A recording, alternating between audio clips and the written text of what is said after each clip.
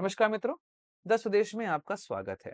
पहलगाम में आतंकवादी हमला हुआ तो भारत ने ऑपरेशन सिंदूर लॉन्च किया। उसके तहत पाकिस्तान के अंदर कई सारे आतंकवादी कैंपों को भारत ने नष्ट कर दिया। पाकिस्तान ने एस्केलेट किया तो भारत ने उनके एयरबेस को उड़ा दिया। पाकिस्तान को समझ में आ चुका था कि वह भारत से यहाँ पर मुकाबला नहीं कर पाएगा, तो वह भारत के पैरों में गिर गया। तो भारत ने कहा ठीक है, जाओ जाओ, तुमको माफ करते हैं इस बार। लेकिन ध्यान रखना, ऑपरेशन सिंदूर केवल हम स्थगित किए हैं, अगर दोबारा कुछ हुआ तो बहुत मार मारेंगे। पाकिस्तान जो है वो सर झुकाए चला गया। तभी चीन से एक खबर आती कि चीन ने खुले तौर पर कहा कि हम पाकिस्तान के साथ खड़े हैं, उसके उसके साथ जो भी समस्या आएगी वह चीन देखेगा। अब चीन जो है पाकिस्तान को वो सारे सामान देगा जिसकी रिक्वायरमेंट उनको पड़ रही है। एक तरीके से चीन ने खुले तौर पर युद्ध का ऐलान कर दिया भारत के खिलाफ। अच्छा, भारत को यह लगा कि भाई अफगानिस्तान को साधना जरूरी है, तो भारत के विदेश मंत्री एस जयशंकर, उनकी बातचीत हुई अफगानिस्तान के वर्तमान समय के विदेश मंत्री आमिर खान से। इन लोगों ने कहा कि हमें सिविल सेक्टर पे अच्छा काम करना चाहिए। हम अगर साथ बढ़ेंगे तो हमारा ट्रेड आगे बढ़ेगा। यह बात काफी सकारात्मक रही, क्योंकि जब अफगानिस्तान छोड़ के अमेरिका गया तो भारत ने अफगानिस्तान की बड़ी मदद करी। वहां पर पार्लियामेंट बनाया, वहां पर डैम बनाए, वहां पर रोड्स बनाए। और भारत को भी यह पता है कि अगर सेंट्रल एशिया में भारत को ट्रेड करना है तो पाकिस्तान तो रास्ता देगा नहीं। तो ऐसे में अफगानिस्तान जाने के लिए भारत को नया रूट चाहिए था। और वह रूट जो है चाबहार पोर्ट के थ्रू काबुल तक रूट बनाने की बात चल रही थी कि उसके थ्रू हम लोग पहुंचेंगे और फिर ट्रेड करेंगे। ये सारी बात चल रही थी कि अचानक से 21 मई को एक फोटो सामने आती है। चीन के विदेश मंत्री वांग यी, अफगानिस्तान के विदेश मंत्री आमिर खान और पाकिस्तान के विदेश मंत्री अशरफ डार, इन तीनों लोगों ने कहा कि सीपेक को अफगानिस्तान तक हमको बढ़ाना है। अब सीपेक, जिसका भारत लगातार विरोध करता आया है क्योंकि सीपेक पीओके से गुजरता है, भारत ने कहा कि भाई ये नहीं होना चाहिए। लेकिन चीन को भी पता है कि पाकिस्तान जो अभी भारत पाकिस्तान के बीच में जो अभी झड़प हुई थी, उसमें पाकिस्तान को बहुत बुरी तरह से भारत ने मार लगाई है। तो चीन को ये लग चुका था कि भाई हमें इस क्षेत्र में धीमे धीमे अपने आप को स्ट्रांग करना पड़ेगा। ऐसे में वर्तमान समय में भारत की विदेश नीति पर सवाल तो उठ रहे हैं कि आपने अफगानिस्तान से बात ही की थी और इधर चीन जो है वह प्रपोजल लेके पहुंच गया। इन सब विषयों पर बात करना जरूरी कि चीन लगातार भारत को घेरते हुए हमको दिखाई दे रहा है। हम यहां पर इस पूरे वीडियो में जो बात करने वाले हैं वो है पहलगाम में आतंकी हमला, ऑपरेशन सिंदूर और चीन की भूमिका क्या रही है। इसके अलावा बात करेंगे स्ट्रिंग ऑफ पल के सहारे कैसे चीन भारत को हिंद महासागर में घेरने का प्रयास कर रहा है। बांग्लादेश के अंदर चिकन नेक के पास ही एक एयरबेस बनाने की बात चल रही है चीन और बांग्लादेश के बीच में। तो यह सब दिक्कतें लगातार बढ़ती जाएंगी और अगर अफगानिस्तान सीपेक में पूरी तरीके से शामिल हुआ तो यह भारत के लिए अच्छे संकेत लेकर नहीं आने वाला है। पूरी बात इस वीडियो में। नमस्कार दोस्तों, मैं सुधांशु, आप देख रहे हैं द स्वदेश। दोस्तों, द स्वदेश एक मंच है जहां पर हम निष्पक्ष पॉलिटिकल एनालिसिस करते हैं। अगर आपको हमारा पॉलिटिकल एनालिसिस पसंद आता है तो आप यूपीआई के माध्यम से हमारी मदद भी कर सकते हैं। बाकी हमारे चैनल को सब्सक्राइब करिए, वीडियो को लाइक करिए और वीडियो को शेयर जरूर करिए।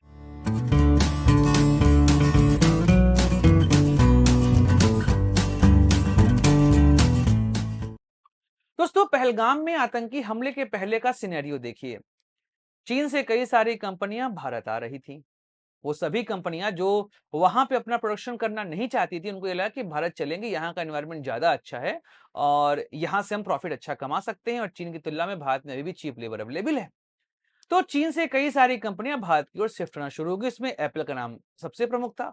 और आप नोटिस करेंगे पिछले 4-5 सालों में मोबाइल के सेक्टर में भारत ने दुनिया में सबसे तेज प्रगति करी है। इसके अलावा ऑटोमोबाइल की बात करें, अब तो भारत नॉन का सिलिकॉन चिप बनाने की कोशिश कर रहा है। यह सब चीजें भारत के पक्ष में जाते दिखाई दे रही थी। फिर आईएमएफ की रिपोर्ट आती है कि जापान को पीछे छोड़कर भारत दुनिया की चौथी सबसे बड़ी अर्थव्यवस्था बन गया। और इस साल के अंत तक अगर ऐसी ही प्रगति होती रही तो भारत जर्मनी को छोड़कर दुनिया की तीसरी सबसे बड़ी अर्थव्यवस्था बन जाएगा। अब भारत और चीन के बीच में कौन सबसे तेज आगे बढ़ेगा, इसी का मुकाबला चल रहा था कि अचानक से 22 अप्रैल को पहलगाम में आतंकवादी हमला हुआ। यह आतंकवादी हमला आसिम मुनीर के उस बयान के बाद हुआ जहां पर उन्होंने कहा था कि भारत और पाकिस्तान कभी भी साथ नहीं रह सकते क्योंकि हिंदू और मुस्लिम दो ऐसी कौम है जो साथ कभी नहीं आ सकती। मैं टू नेशन थ्योरी का सपोर्ट करता। इसी के बाद यह आतंकवादी हमला हुआ। तो जो भारत और चीन एक तरीके से व्यापार युद्ध कर रहे थे, अचानक से पाकिस्तान की एंट्री होती है और भारत और पाकिस्तान के बीच में युद्ध शुरू हो जाता है।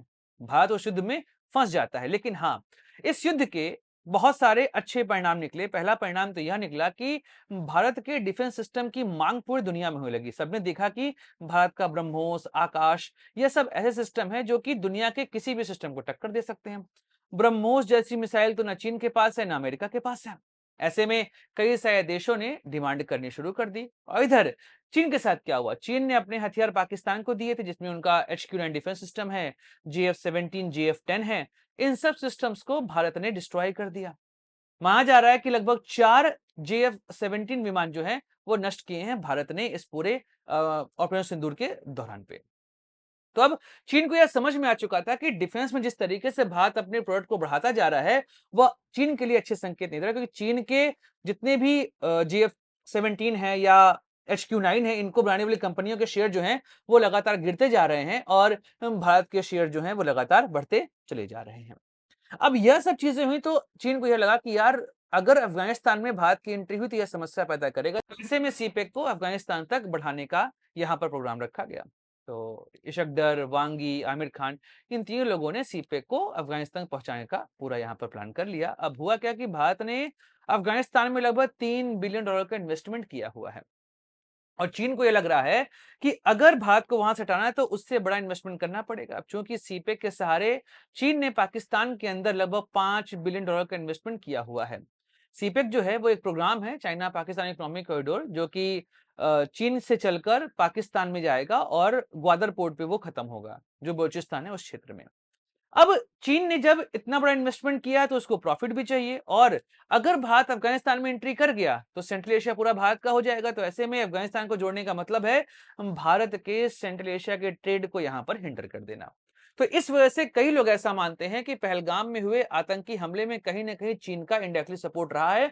और जब ऑपरेशन सिंदूर के बाद पाकिस्तान ने सीज फायर की बात रखी, तो फिर चीन ने यह कहा कि आगे कुछ होगा तो हम खुलकर यहां पर पाकिस्तान का समर्थन करेंगे। ये अच्छे संकेत नहीं है पूरे तरीके से, यहाँ पे मैं बोल सकता हूँ। एक और चीज आप नोटिस करेंगे, string of pearl. String of pearl क्या है?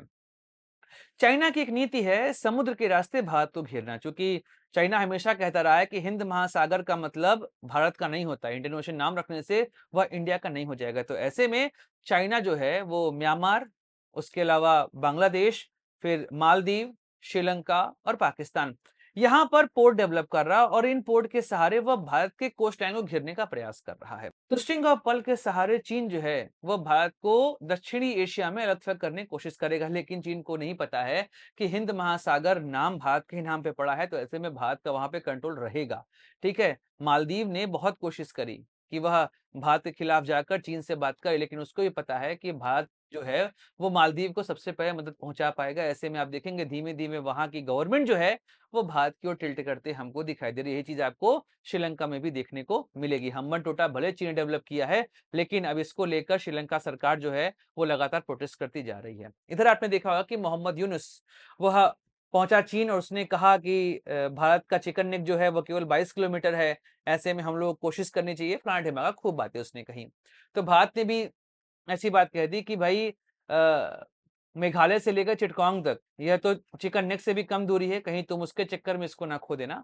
लेकिन हाँ, एक यहाँ पर खराब खबर ये है कि लाल मिनरहाट में चीन जो है वो डेवलप करने का प्रयास कर रहा है इस समय एक एयरबेस। और आप जानेंगे कोलकाता में भारत का इस समय ईस्टर्न कमांड है।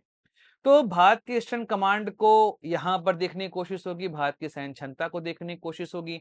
और एक और चीज है, चिकन नेक, जो कि 22 किलोमीटर का यह सिलीगुड़ी कॉरिडोर है और इससे ही भारत का पूरा पूर्वोत्तर क्षेत्र जो है वो जुड़ा हुआ है। तो ऐसे में अगर वहां पर एयरबेस बन रहा है तो भारत को काफी सतर्क रहने की यहाँ पर जरूरत पड़ सकती है, क्योंकि अगर हम देखें तो उस कॉरिडोर से मात्र 135 किलोमीटर दूर ही यह एयरबेस बन रहा है। और हर कोई जानता है कि जो बांग्लादेश में सत्ता परिवर्तन हुआ है, शेख हसीना वहां से हटी हैं, इसके पीछे चीन का बहुत बड़ा हाथ यहाँ पर दिखाई दिया है। और मोहम्मद यूनूस जिस तरीके से चीन के कदमों में इस समय हमको दिखाई दे रहे हैं, स्पष्ट है कि चीन की कोशिश यही है कि बांग्लादेश के सहारे भी भारत को यहाँ पर घेरा जाए। तो अब भारत की विदेश नीति यहाँ पर उनको काफी स्ट्रांग करना पड़ेगा अपनी विदेश नीति को, कि यहाँ पर आप नोटिस करेंगे कि ऑपरेशन सिंदूर के बाद दुनिया के लगभग किसी देश ने, इजराइल को छोड़ दिया जाए, तो किसी देश ने भी खुलकर भारत का समर्थन नहीं किया। और अभी जब हमने अफगानिस्तान से बात की तो चीन जाके वहां पर प्रोजेक्ट लॉन्च करने की कोशिश कर दिया। तो एस जयशंकर के ऊपर सवाल तो उठ रहे हैं कि भाई वह कैसी विदेश नीति यहाँ पर लेकर चल रहे हैं, क्योंकि कोई भी देश भारत इस समय साध नहीं पा रहा है और साउथ एशिया में चीन की कोशिश यही चल रही है कि भारत को कैसे भी अलग-थलग यहाँ पर कर दिया जाए। अब आने वाला समय बताएगा कि भारत कैसी अपनी विदेश नीति को आगे बढ़ाता है, लेकिन हाँ, ऑपरेशन सिंदूर की सफलता के बाद चीन जिस तरीके से भारत के खिलाफ आक्रामक हुआ, यह अच्छे संकेत हमको दे नहीं रहा है। विचार करना पड़ेगा और चीन की इस बढ़ती ताकत को यहाँ पर काउंटर करना जरूरी है। दोस्तों, वीडियो समाप्त करते हैं, मिलेंगे अगले वीडियो में, चर्चा करेंगे इस और मुद्दे की। अपने दोस्तों को दीजिए इजाजत, लाइक शेयर सब्सक्राइब चैनल। जय हिंद, वंदे मातरम, भारत माता की जय।